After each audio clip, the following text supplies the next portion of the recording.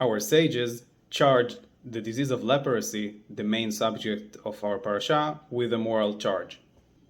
According to them, leprosy is not just a medical condition, but a punishment.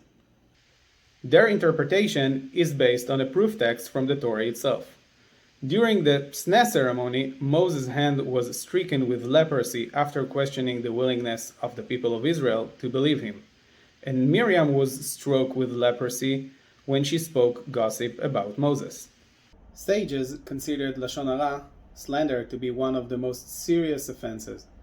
This is how Maimonides summarized it. Our sages said there are 3 sins for which retribution is exact from a person in this world, and for which he is nevertheless denied a portion in the world to come: idol worship, forbidden sexual relations, and murder. Lashon Hara is equivalent to all of them. Our sages also said, anyone who speaks Lashon Hara is like one who denies God, as implied by Psalms. Those who said, with our tongues we will prevail, our lips are our own, who is the Lord over us?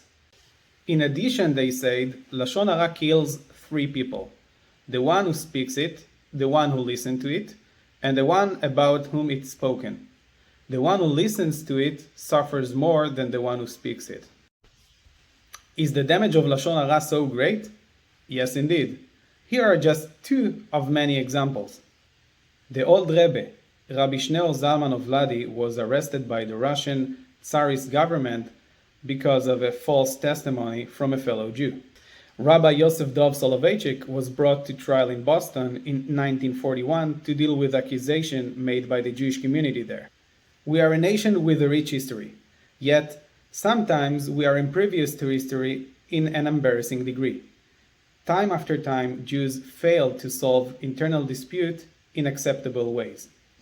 Even though Rabbinic Judaism as a whole is a culture of debate, and although the Talmud says that halacha was as Beit Hillel and not as Beit Shammai, because Beit Hillel quoted Shammai words before Hillel words, despite all of this, Jews continued to condemn, to discredit, and even boycott other Jews who failed to understand their position. How wonderful is our sages' insight that leprosy, that deforming disease, is the symbol and the symptom for Lashon Hara.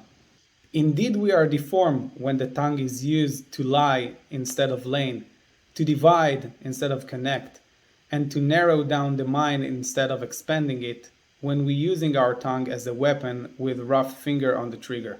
Leprosy message is clear. Verbal violence is not more refined than physical violence, and whoever hurts others hurts himself.